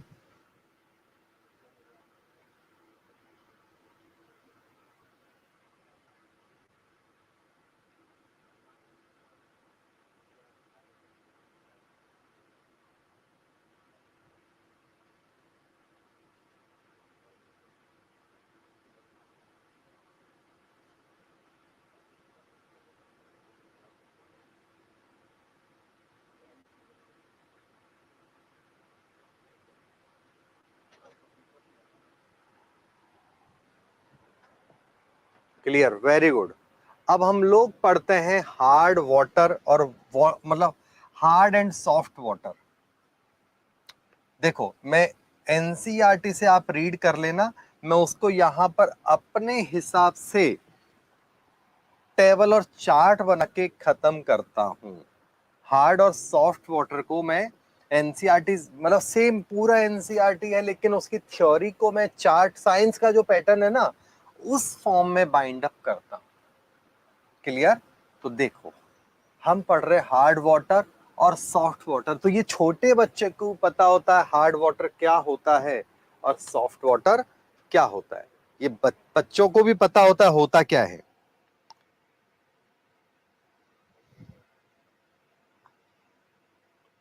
इसमें कोई डाउट है? वो वाटर जो लेदर देता है उसे कहते हैं हार्ड वाटर, है या नहीं? जो वाटर पानी के साथ झाग दे दे, साबुन के साथ, सॉरी गलत बोल गया, वो जो साबुन के साथ झाग दे, लेदर दे, उन्हें कहते हैं सॉफ्ट वाटर। और जो साबुन के साथ झाग ना दे, केवल डिटर्जेंट के साथ दे, उन्हें कहते हैं हार्ड वाटर। हार्ड वाटर साबुन के साथ झाग नहीं देता, डिटर्जेंट के साथ ही देगा। सॉफ्ट वाटर साबुन और डिटर्जेंट दोनों के साथ झाग दे देता है, पता है सबको। इसमें तो टाइम पास करना नहीं है, कि करना है बोलो जल्दी से, लिखना है तो लिख दो बोर्ड पे। हम लोग पढ़ रहे हैं हार्ड वाटर। तो हार्ड और सॉफ्ट वाटर में क्या डिफरेंस है, वो बात बचपन की हो गई। अब बुढ़ापे की बातें कर लेते हैं हम लोग। तो अब हार्डनेस ऑफ वाटर,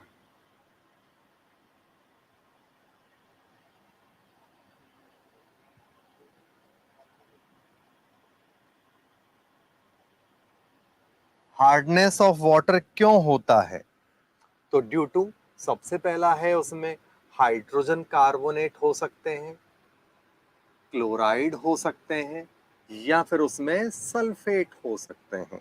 ये कुछ पॉइंट है जिसके कारण पानी में हार्डनेस हो सकती है। ठीक है ना, काई के होंगे ये? ऑफ कैल्शियम या फिर मैग्नीशियम। तो कैल्शियम और मैग्नीशियम के जो सॉल्ट होते हैं उनके कारण हार्डनेस आती है। कैल्शियम हाइड्रोजन कार्बोनेट, फॉर्मूला क्या बनेगा? Magnesium hydrogen carbonate. है ना, कैल्शियम क्लोराइड, मैग्नीशियम क्लोराइड। है ना, कैल्शियम सल्फेट,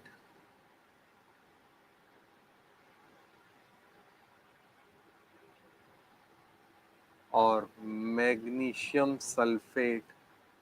है ना, कोई प्रॉब्लम है तो बोल दो।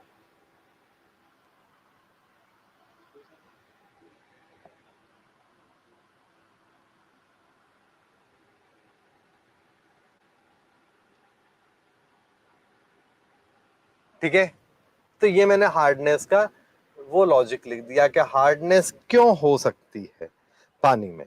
अब यहां पर हाइड्रोजन कार्बोनेट जो है वो टेम्परेरी हार्डनेस का रीजन है। ये हाइड्रोजन कार्बोनेट जो है ये टेम्परेरी, टेम्परेचर नहीं है, हार्डनेस है।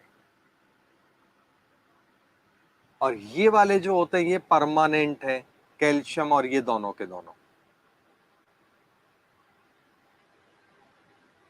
Permanent hardness. देखो, हार्डनेस दो टाइप की हो सकती है, टेम्परेरी हार्डनेस और परमानेंट हार्डनेस। जब हाइड्रोजन कार्बोनेट या कैल्शियम, हाइड्रोजन कार्बोनेट हो कैल्शियम और मैग्नीशियम के, तो ऐसी हार्डनेस को कहते हैं टेम्परेरी हार्डनेस। और जब वहां पर क्या हो, क्लोराइड या सल्फेट हो, तो इसे कहते हैं परमानेंट हार्डनेस। अब बात आती है हार्डनेस, तो समझ में आ गई। अब हार्डनेस को कैसे दूर कर सकते हैं, ये समझने का पॉइंट है। ठीक है ना, तो यहां मैं इधर से लिखता हूं, हार्डनेस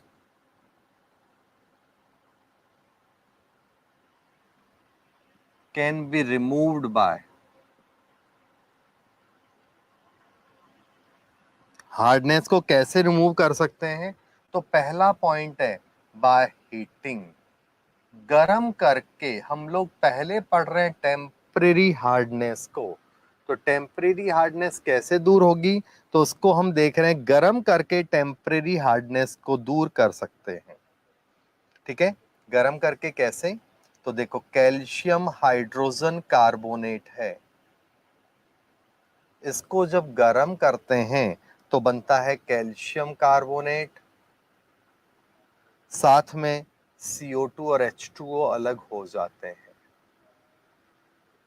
पानी अलग, हार्डनेस दूर हो गई।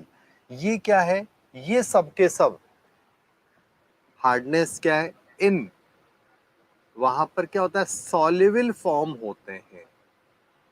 सॉल्युबल फॉर्म होने के कारण वहां से अलग नहीं हो पा रहे। हाँ या ना, सॉल्युबल फॉर्म होने के कारण वहां से अलग नहीं हो पाते।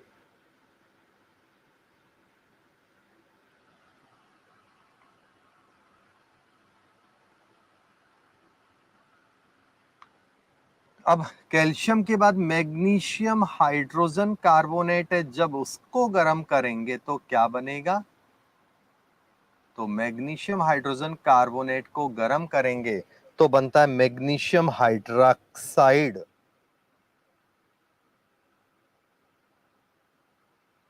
साथ में यहां पर CO2 निकलता है। ये भी प्रेसिपिटेट हो गया और ये भी यहां प्रेसिपिटेट हो गया। बहुत ध्यान रखने की बात है ये वाली बात। कैल्शियम में तो कैल्शियम कार्बोनेट बनता है, लेकिन मैग्नीशियम में मैग्नीशियम हाइड्रोक्साइड बनता, ना कि कार्बोनेट, क्योंकि मैग्नीशियम कार्बोनेट ऑलमोस्ट बहुत ज्यादा रिएक्टिव है या अनस्टेबल है। तो जब वहां रिएक्शन हो रही है गर्म करते हुए तो बिल्कुल स्टेबल नहीं है, तो मैग्नीशियम ऑक्साइड में बदल जाता है। तो इस बात को मैं ऐसे समझा देता हूं, यहां से बना मैग्नीशियम कार्बोनेट जो अनस्टेबल है,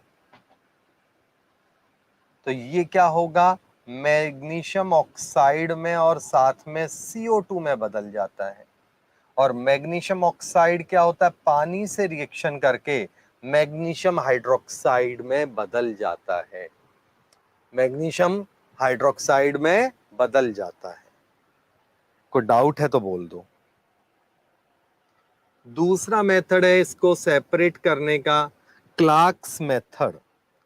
क्लार्क्स मेथड में क्या होता है, लाइम वाटर डालते हैं,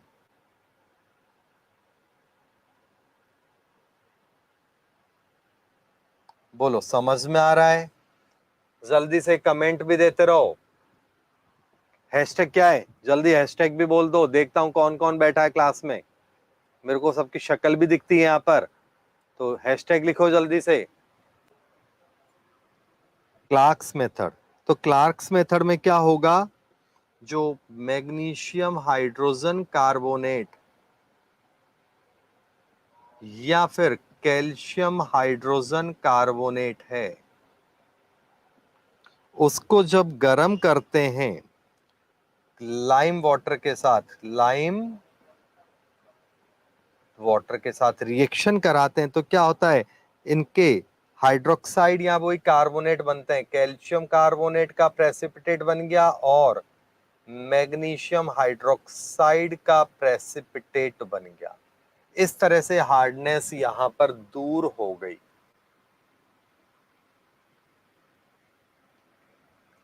तो ये हुआ हमारा टेम्परेरी हार्डनेस को दूर करने का तरीका। कोई डाउट है तो बोल दो। अब ऐसा नहीं कि यहां पर, अब यहां देखते हैं परमानेंट हार्डनेस को दूर करने के तरीकों में पहला तरीका है बाय, जो है यहां पर सोडियम कार्बोनेट से हम लोग इसको दूर करते हैं, सोडियम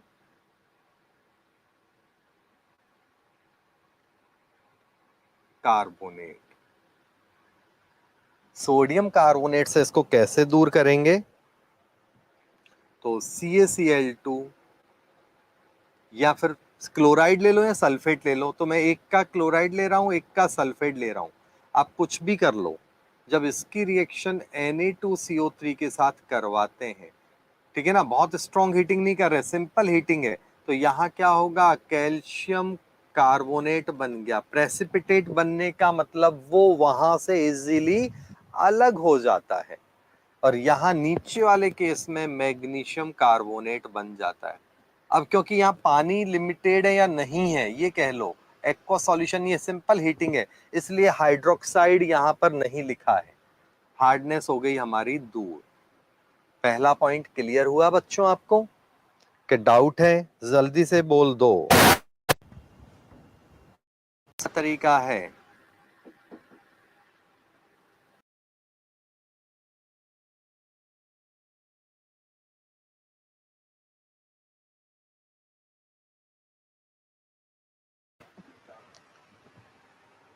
दूसरा तरीका है हमारा केल्गोन्स मेथड। तो केल्गोन्स मेथड क्या होता है, पहले इसका केल्गोन्स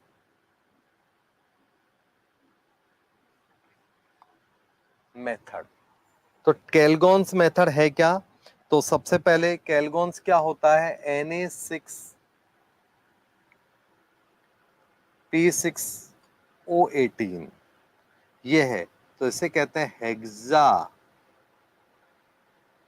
सोडियम मेटा फॉस्फेट, इसी को ही बोलते हैं केल्गोन्स।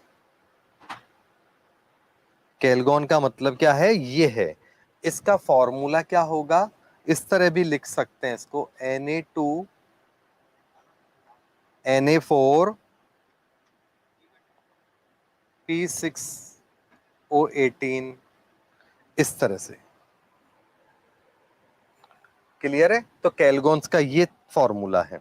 अब इसकी जब रिएक्शन करवाते हैं हम लोग, कैल्शियम मान लो, या फिर कैल्शियम सल्फेट, या फिर मैग्नीशियम क्लोराइड, इस तरह की से, तो क्या होता है, अल्टी पल्टी हो जाएगा। यहां से Na2 तो अपनी जगह रहेगा बच्चों, ध्यान रखना।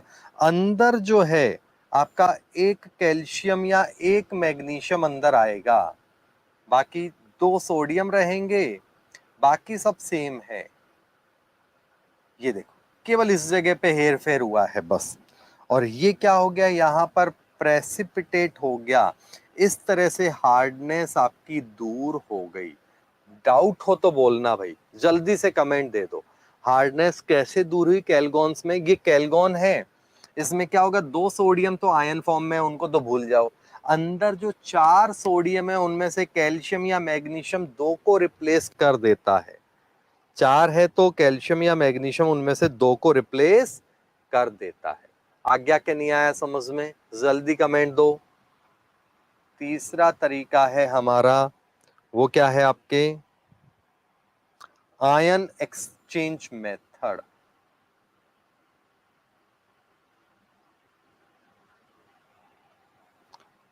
या फिर इसी का एक और नाम है, वो है permute.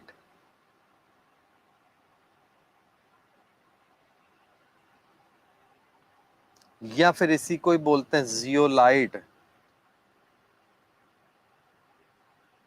Method. Ion exchange, permute, zeolite, ये सब इसी के ही नाम है। इसमें क्या होता है, सबसे पहले तो जियोलाइट है क्या, परम्यूटेट क्या है, ये सब क्या कहते हैं इनको, वो देख दो। तो sodium aluminosilicate, sodium alumino silicate, Na2 Al2 Si2O8 को कहते हैं। इसी को ही जियोलाइट कहते हैं। लाइट कोई आशीर्वाद नहीं दे रही है कि जियोलाइट, लाइट कोई आशीर्वाद नहीं दे रही है। रिपीट क्या करना है, कैलगोन्स, कैलगोन्स बेटा ये कैलगोन है। इसी को आयोनिक फॉर्म में लिखते हैं तो ऐसा लिख देते हैं। जब इसकी रिएक्शन होती है तो यहां से, बाकी सब सेम है, यहां से 2 सोडियम हटता है, एक कैल्शियम या मैग्नीशियम आयन आ गया, और इस तरह से ये क्या हो गया बच्चे, प्रेसिपिटेट हो गया। तो ये है आपका कैलगोन मेथड। जल्दी बोल दो।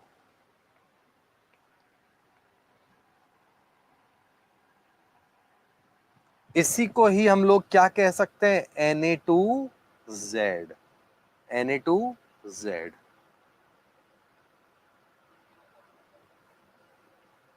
ये आपका जियोलाइट मेथड है। अब इस Na2Z की जब रिएक्शन करवाते हैं कैल्शियम, या इनकी जब रिएक्शन होती है कैल्शियम क्लोराइड या फिर मैग्नीशियम सल्फेट, इस तरह से, तो रिएक्शन पर क्या होगा, अल्टी पल्टी हो गया। सोडियम को कैल्शियम ने रिप्लेस कर दिया तो Ca2Z बन गया। क्या बन गया, Ca2Z या Mgz बनेगा। इसी का ही नाम क्या हो गया, CaAl2Si2O8। चाहो तो यहाँ 2 कॉमन ले सकते हो, सिंपल मैथ्स है, तो चाहो तो आप 2 कॉमन ले सकते हो। ये बन गया, और ये क्या हो गया, यहां पर प्रेसिपिटेट हो जाता है। ये क्या हो जाता है बच्चों, प्रेसिपिटेट हो जाता है। क्लियर हो गया? कोई प्रॉब्लम है तो फटाफट बोल दो। अब ये जो CaZ बना है, CaZ है नॉट Ca2, सॉरी मिस्टेक हो गया मेरे से, calcium zeolite. CaZ can B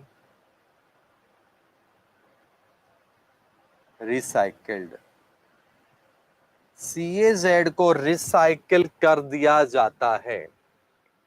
CaZ can be recycled, ये है मीनिंग।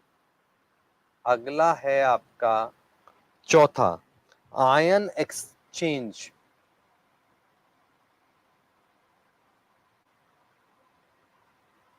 या फिर आयन एक्सचेंज तो ये भी है, तो इसका एक और नाम है रेजिन मेथड। आयन एक्सचेंज या फिर नाम क्या है एक और, रेजिन मेथड। इसमें क्या करना होता है बच्चों, वो देख लो।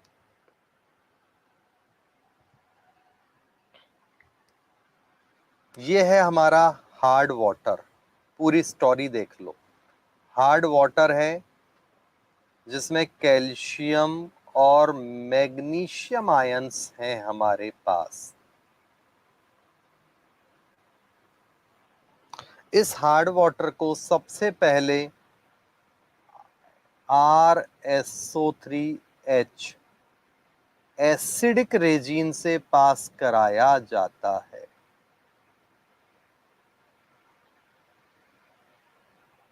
तो एसिडिक रेजिन से पास कराएंगे तो क्या होगा, RSO3 का whole twice Ca, hydrogen replace हो जाता है। सीधा सा ध्यान रखना, हाइड्रोजन यहां से रिप्लेस हो गया।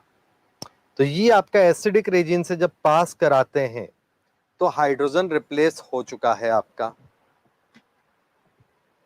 कोई दिक्कत है तो बोल दो, ठीक है ना। ये हो गया आपका प्रेसिपिटेट। तो हार्डनेस मींस हार्डनेस रिमूव हो गई, हार्डनेस तो रिमूव हो गई, बट वाटर जो है वो आपका अभी यूजेबल नहीं है। बट वाटर क्या है यहां पर, एसिडिक है। तो इस पानी को हमने क्या किया कि बेसिक रेजिन RnH2 से पास करा दिया। ये है आपका बेसिक रेजिन, उससे पास कराया तो ये वाटर हो गया न्यूट्रल वाटर बन गया और यूजेबल है।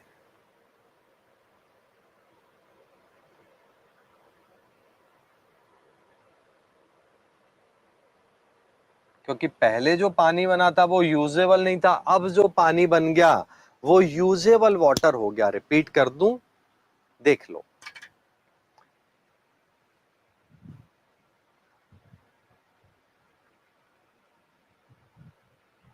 फटाफट नोट देख लो, फिर रिपीट कर देता हूं मैं।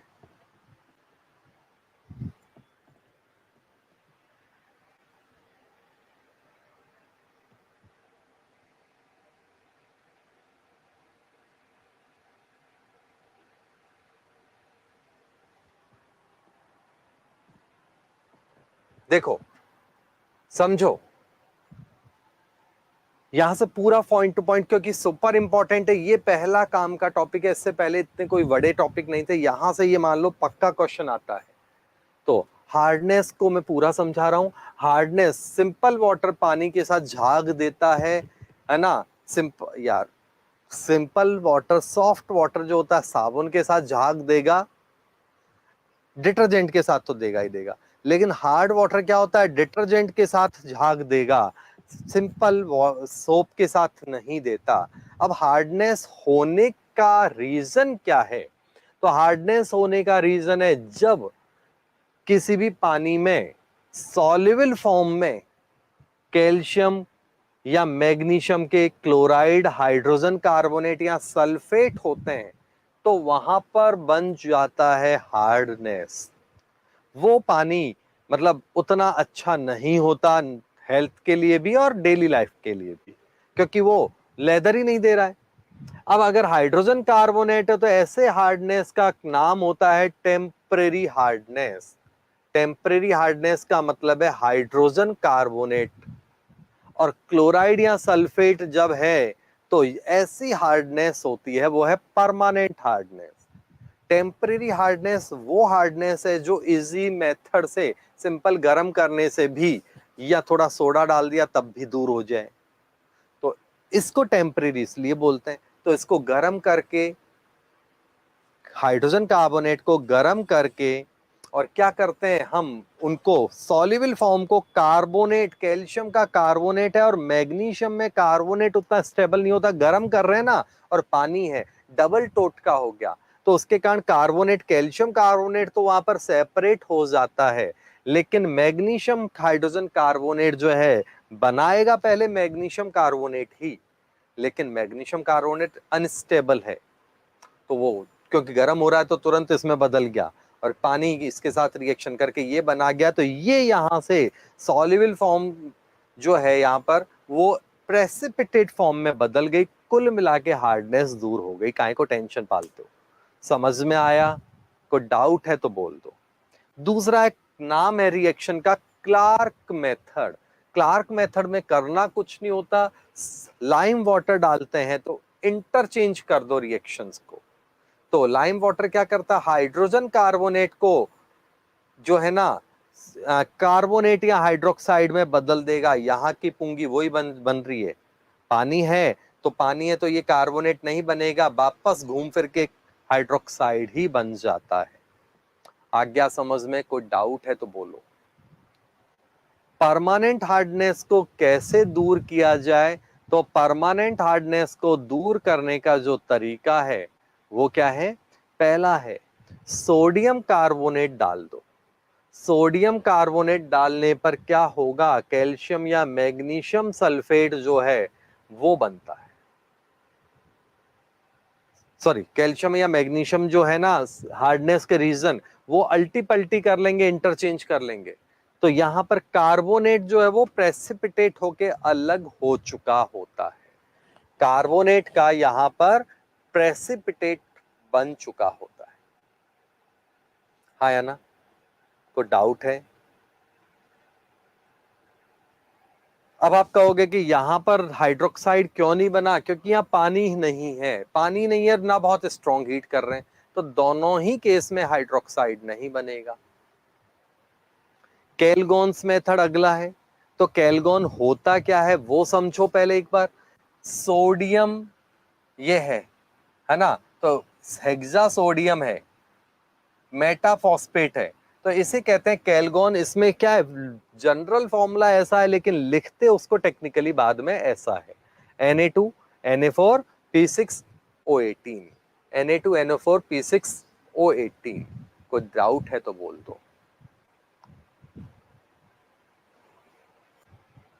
अब यहाँ कैल्शियम सल्फेट या मैग्नीशियम जो क्लोराइड है उसकी रिएक्शन जब करते हैं तो यहाँ अंदर के 4 में से केवल 2 ही सोडियम रिप्लेस होंगे, सारे सोडियम यहाँ रिप्लेस नहीं होते। कोई डाउट है तो बोल दो। चले अगला है, तो यहाँ प्रेसिपिटेट फॉर्म में अलग हो चुका है तो टेंशन मत पालना। अगला जो पॉइंट है वो है आपका आयन एक्सचेंज मेथड, जिसको परम्यूटेट या जियोलाइट मेथड भी बोलते हैं। आयन एक्सचेंज मेथड का ही नाम क्या है? परम्यूटेट या फिर जियोलाइट मेथड।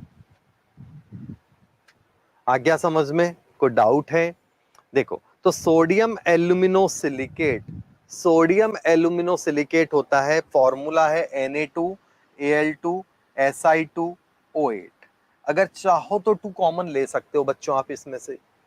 इसी को जियोलाइट बोलते हैं। शॉर्ट में हमने क्या किया, इतना बड़ा खानदान है ना एल्यूमिनियम और उसके आगे का, उसको जेड मान लिया। आलसी लोग हैं अपन लोग तो।